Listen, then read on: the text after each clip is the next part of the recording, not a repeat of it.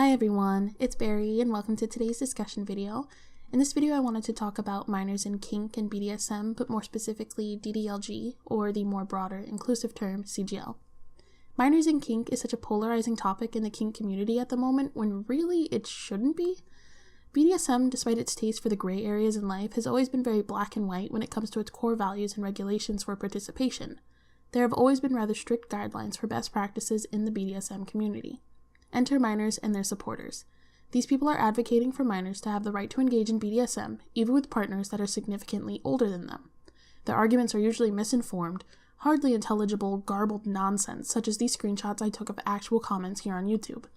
Many minors believe that the adult kink community is bashing them by excluding them from the community and advising others to do so as well. While I can agree and attest that some of these adults have been very hurtful and mean-spirited when giving feedback, I can also understand where the frustration comes from. When you've given all the answers to the point of exhaustion to minors that just refuse to listen and learn, a bad attitude can begin to form. This is what inspired me to make this video, so I can reference it when the questions have become overwhelming to the point that I feel like screaming at my computer. Issue number 1 is age of consent versus age of majority.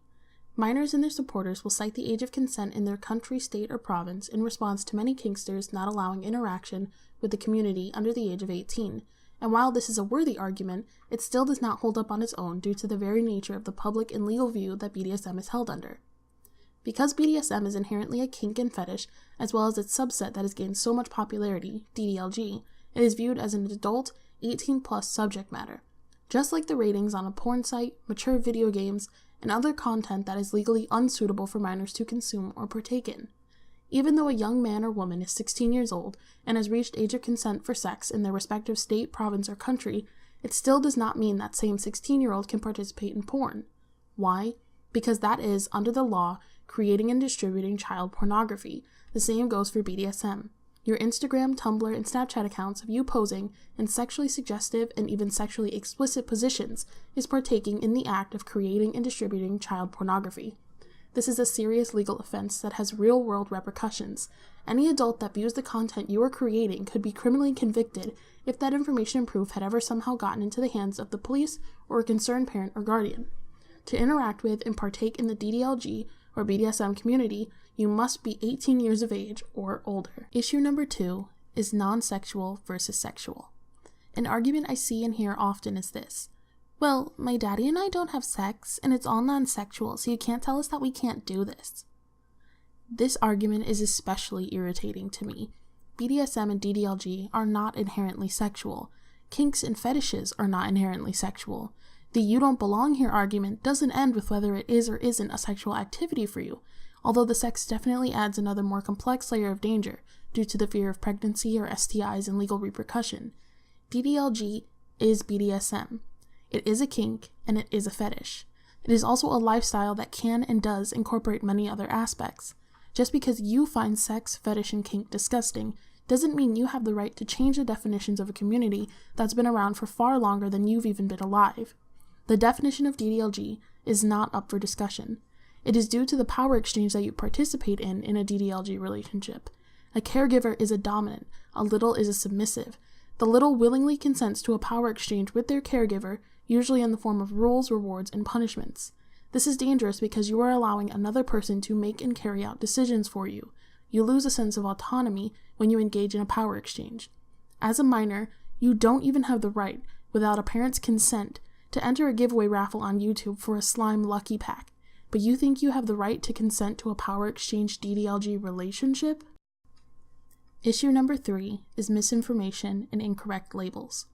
When it comes to misinformation in the DDLG community specifically, I can definitely sympathize. It's not the minors' fault that there are adults in the community that are spreading false and damaging information. This is where the responsibility, in my opinion, does fall on us. If the DDLG community is going to create content on whatever platform they choose, they also have to take responsibility for the people that are consuming that content and are recreating or learning from it. People who refuse to take a stance are a part of the problem. You don't want to alienate minors. I understand. I don't want to alienate them either. But as an adult, you need to take responsibility for your actions and what may come of them if we ever want minors to do the same. Age regression, age play, and DDLG are all very separate entities that can and do intertwine. For the sake of time, I won't be defining these terms, but I will make a separate video going over common terms and acronyms in the community to clear up a large chunk of the confusion. The reason I mentioned that there is a distinction regarding these terms is that minors and adults alike seem to use them interchangeably, as if they all mean the same thing. I am here to tell you they most certainly are not the same things. You can't call yourself an age regressor if you're not regressing. Minors and adults use this to label minors that are interested in DDLG, but claim they are non-sexual or don't have a caregiver, as if age regression is the minor-friendly first stop before full-on DDLG. This cannot be further from the truth, and it damages those in the age regression community that do not wish to partake in nor witness kink-related content or ideology. Another issue I have with this is minors that use the terms little and little space, but claim they have no involvement in BDSM. If you aren't involved in BDSM, why are you using terms from the BDSM community as labels for yourself? Why do you feel the need to take something that is already well established as what it is? If you're not a little, why do you call yourself one? For aesthetic? Because it's cute? Would you call yourself a writer if you were actually a painter? It's completely ridiculous. That's how we in the community feel. You claim you're not what you've labeled yourself as. It's disingenuous and leads us to believe something else is afoot. The spread of misinformation and incorrect labeling must come to an end. Thank you all for listening, and I hope I was able to shed at least a little light on such a difficult topic.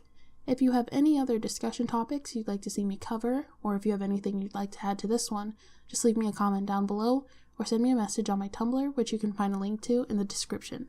I will see you all next time. Bye!